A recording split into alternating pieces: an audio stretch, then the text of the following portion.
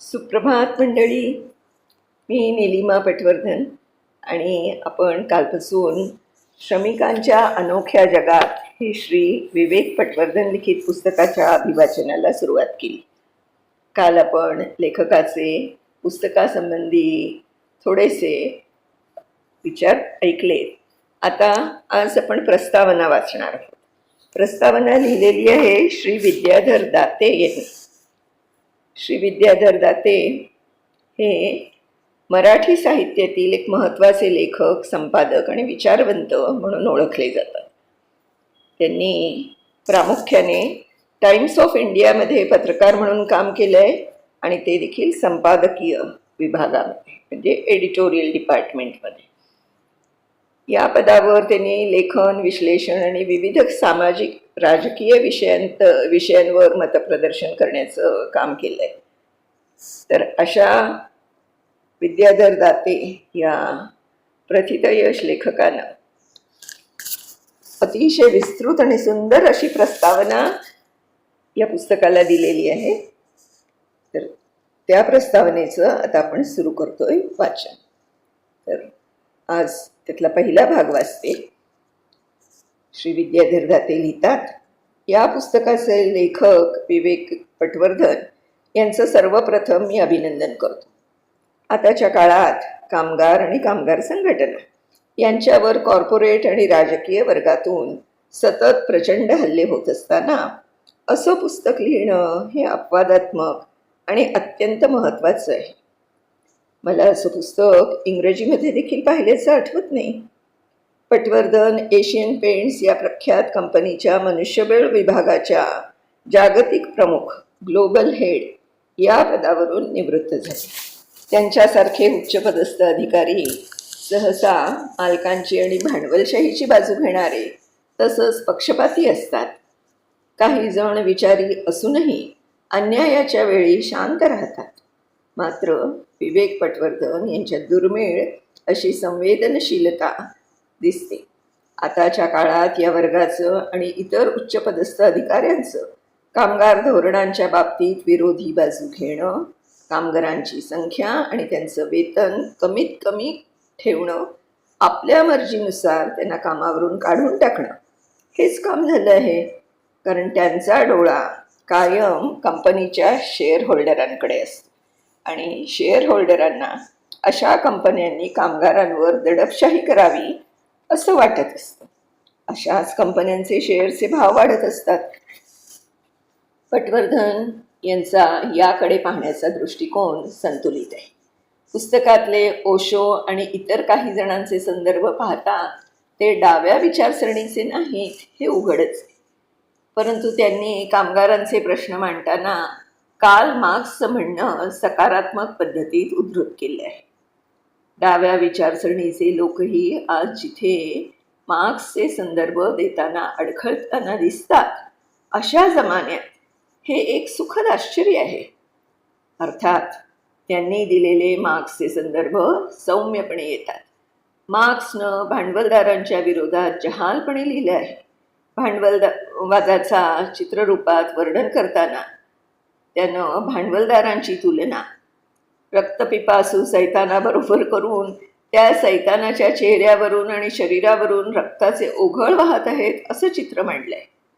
ज्यांचे मार्क्सबद्दल पूर्वग्रह आहेत त्यांनी हे लक्षात घ्यावं की मार्क्सच्या मतांशी ते सहमत नसले तरी तो बुद्धिमान होता हे आता सर्वत्र मान्य झालेलं आहे. त्याला अनेक शाखांचं ज्ञान होतं. तो उत्कृष्ट वाचक होता. त्यानं शेक्सपियर आणि इतर अनेक साहित्यिक यांचे अनेक ठिकाणी अचूक आणि नेटके संदर्भ दिलेले आहेत. पटवर्धन यांनी Tata institute of social sciences या नामांकित संस्थेत TISCO chair professor of industrial relation म्हणून काम केलं आहे आणि त्यांना कामाचा प्रदीर्घ अनुभव आहे. ते समकालीन गोष्टींची माहिती करून घेऊन आपलं ज्ञान अद्ययावत ठेवत असतात. अनेक व्यावसायिकांच्या बाबतीत असं घडताना मला दिसत नाही. मात्र पटवर्धन सतत विद्यार्थ्याच्या भूमिकेत आहेत हे खूप महत्त्वाचं आहे.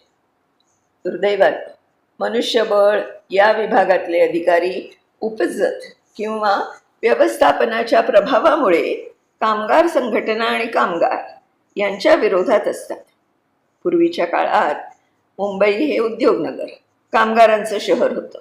तेव्हा National Institute of Personnel Management ही संस्था शहरात खूप सक्रिय होती. त्यांच्या परिषदा आणि वार्षिक समारंभातली व्याख्यानं यांना अनेकदा मी हजर असायचो. तिथल्या काही चांगल्या लोकांशी माझे स्नेहबंध होते, परंतु सर्वसाधारणपणे ते लोक व्यवस्थापनाच्या बाजूचे असायचे.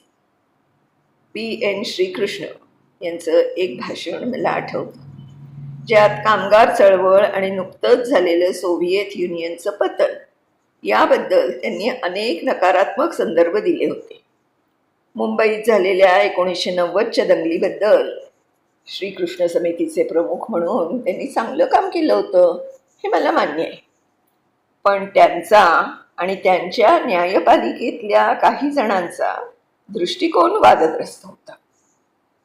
अर्थातच सोव्हिएतनं काही चुकाही केल्या, पण त्या काळाचं बारकाईनं मूल्यमापन व्हायला हवं. 50 वर्षांपूर्वीच्या त्या काळाकडे एक नजर टाकली तर भांडवलशाहीचं प्रतिनिधित्व करणाऱ्या वर्गातल्या लोकांपैकी नवल टाटा, टाटा ग्रुपचे अग्रगण्य सर्वेसर्वा यांच्या इतका व्यवस्थापन आणि कामगार यांच्यातल्या संबंधामध्ये कोणीच रस दाखवला नसे. ते जिनिव्हामधल्या आंतरराष्ट्रीय कामगार याविषयी वार्षिक परिषदांना सातत्यानं 30 वर्ष हजर राहत होते. त्यापैकी एका सत्राला मी उपस्थित होतो. उद्योग जगात कामगार संघटना समूळ नष्ट कशा करता येतील असा प्रश्न एकानं पटवर्धन यांना एका मीटिंगमध्ये विचारला. तेव्हा कामगारांबाबत पर्सोनेल मॅनेजरच्या मनात असणारा पूर्वग्रह त्यांना उघड दिसला. त्यांनी सौम्य भाषेत पण प्रभावीपणे तो प्रश्न परतवूनही लावला. उद्योग क्षेत्रात लोकशाही पद्धतीत कारभार चालवावा यासाठी कामगार संघटना अतिशय महत्त्वाच्या आहेत, हे आपण विसरलो. 80च्या दशकात मुंबईत एक असा काळ येऊन गेला जेव्हा उद्योगधंद्यांचा ताबा सहकारी संस्थांनी घेण्याच्या संकल्पनेनं डोकं वर काढलं आणि कमानी ट्यूब्स या कंपनीसाठी थंकप्पन आणि त्यांच्या सहकाऱ्यांनी त्याबाबत केलेल्या कामाचं उदाहरण दीर्घकाळ दिले जात असे. मनुष्यबळ या क्षेत्रातल्या इतरांपेक्षा अत्यंत वेगळ्या प्रकारची कामगारांबाबतची संवेदनशीलता पटवर्धन यांच्या वागण्यात दिसून येते. ते झोपडपट्ट्यांमध्ये आणि कामगार वसाहतींमध्ये गेले आहेत, पीडितांना आणि त्यांच्या कुटुंबियांना भेटले आहेत, त्याबाबत नोंदी ठेवल्या आहेत. त्यांच्या दुःखानं ते सद्गतीत झाले आहेत. पीडित कामगार, त्यांच्या बायका, इतर कुटुंबीय यांच्याबरोबरची त्यांची संभाषणं हृदयद्रावक आहेत. कॉर्पोरेट जगातल्या वरच्या वर्गातल्या उच्चपदस्थ अधिकाऱ्याला सदोदित विषमता वाढत चाललेल्या आताच्या जगात तळागाळात ढकलल्या गेलेल्या लोकांच्या आयुष्याबद्दलची खोलवर जाणीव आणि कळवळा असावा, हे खरोखर प्रेरणादायी आहे. हे पुस्तक हा एक ऐतिहासिक दस्तावेज सुद्धा ठरेल. आजकाल लोकांच्या जगण्याचा इतिहास, त्यांचा संघर्ष, जसे कारखाने आणि कामगारांच्या चाळी मोठमोठ्या इमारती बांधण्यासाठी जमीनदोस्त केल्या जातात, तसाच झडपला जातो. मुंबईच्या औद्योगिक भांडवलशाहीचा विस्तृत इतिहास पाहता या विषयावर फारच कमी पुस्तकं आहेत. कामगारांवर काही पुस्तकं आहेत, पण औद्योगिक जगातल्या नातेसंबंधांकडे व्यवस्थापनाच्या दृष्टिकोनातून, विशेषतः उदारमतवादी दृष्टिकोनातून पाहणारं हे पहिलंच महत्त्वाचं पुस्तक असेल. काही कारखान्यांच्या स्मृती तर आता फक्त बेस्ट बसच्या थांब्यांच्या नावामध्येच उरल्या आहेत. माझं या पुस्तकाशी सुरुवातीच्या पानांपासून नातं जुळलं. पहिल्या 2 पानांमध्येच द प्रिकॅरिएट, द डेंजरस क्लास या गाय स्टँडिंगच्या पुस्तकाचा त्यांनी उल्लेख केला आहे. या पुस्तकात नव उदारमतवादी धोरण पद्धतीमध्ये कामगारांची अवस्था रेखाटली आहे. हे खूप महत्त्वाचं पुस्तक असलं तरी महाराष्ट्रात तुलनेनं कमी लोकांना माहीत आहे.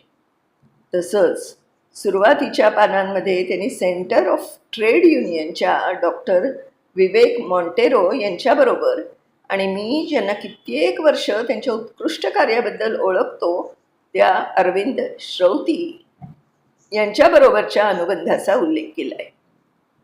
श्रौती हे 80च्या दशकापासून काळाच्या कितीतरी पुढचा विचार करणारे होते.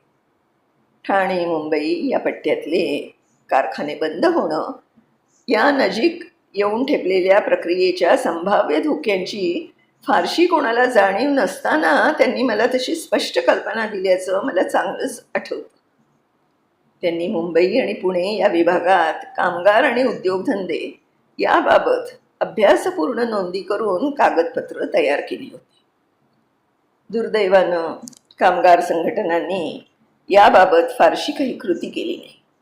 मी त्यांना तसं करावं हे 80च्या सुमारासच सांगत होतो.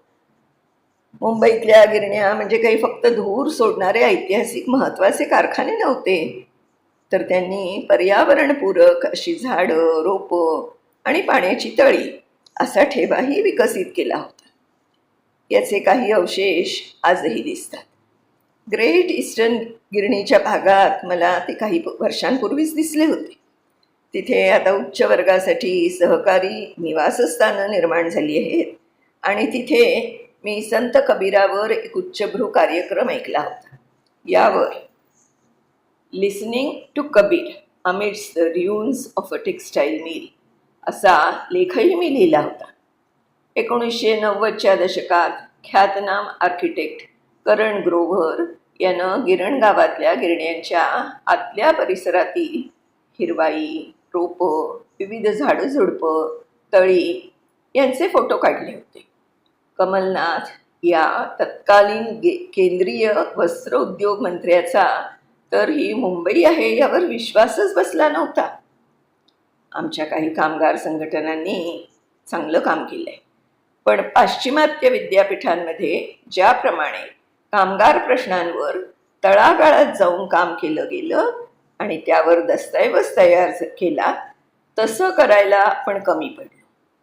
उदाहरणार्थ बार्बरा एरेनराइच या विद्वान पत्रकार आणि राजकारणात सक्रिय असलेल्या महिलेचं काम पाहू.